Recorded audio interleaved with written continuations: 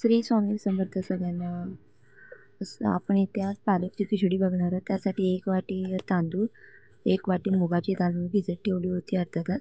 त्यानंतर कुकरला मी मुगाची डाळ आणि तांदूळ लावलेले आहेत. एक उकळी येऊन देऊयात. त्यानंतर कुकरची लिड बंद करून एक शिट्टी होऊन देऊया.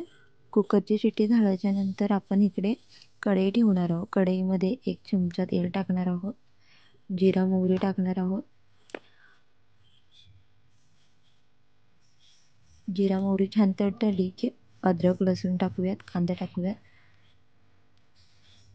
कांदा छान सोनेरी रंगावर परतून देऊयात.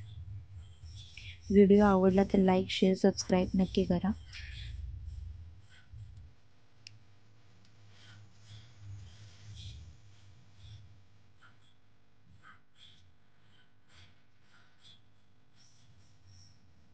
टोमॅटो टाकूयात. त्याचबरोबर मीठ टाकूयात.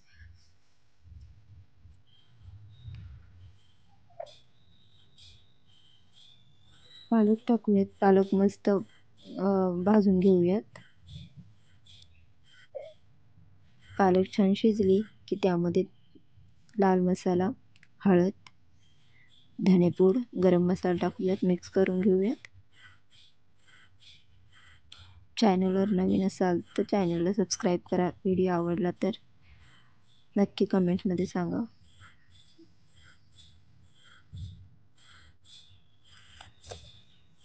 मिक्स करून घेऊयात. त्यानंतर छान मिक्स झाल्याच्या नंतर आपण ह्यामध्ये खिचडी आपली जी आहे ती टाकूयात.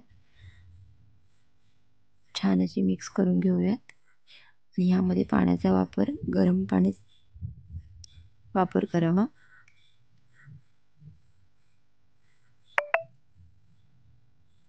इथे खिचडी छान अशी परतून घेऊयात. मिक्स करूयात. त्यानंतर मी ते गरम पाण्याचा वापर करते. थोडं मिक्स करून घेऊयात.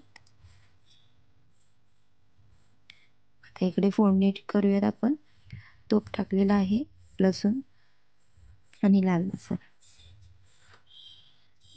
खमंग अशी फोडणी करायची आहे.